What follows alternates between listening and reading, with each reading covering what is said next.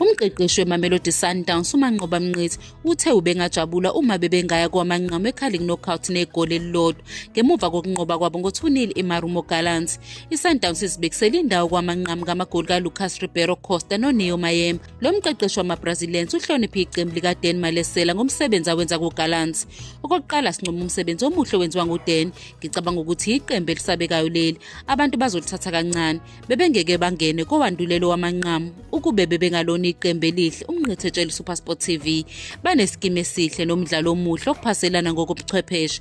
Abadlali abakhaliphile futhi bengazi ukuthi bekungeke kube lula. Besazi ukuthi isikhathi eside kungenzeka singatholi igoli esombeni sokuqala, kodwa uma sithola ithuba ukulishaya ngesombe sesibili besizolishaya ngesombe sesibili.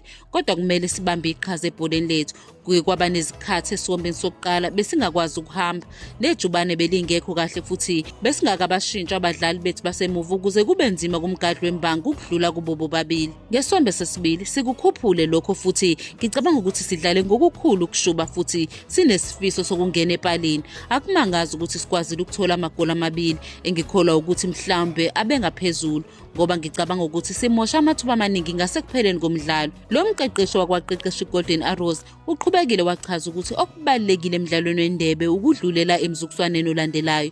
Umdlalo wendebe alikho iqembu elilula ngoba i-counter attack eyodwa ingaphuma negoli, futhi ukuze abafana bethu beqhubele phambili lemidlalo emihle yebhola kugcine kusinika ebesikufuna. Besifuna ukuya kwamanqamu ukube siya khona negoli elilodwa bekuyobe kwanele. Ukube sifike sinamagoli amabili lokho kungcono kakhulu.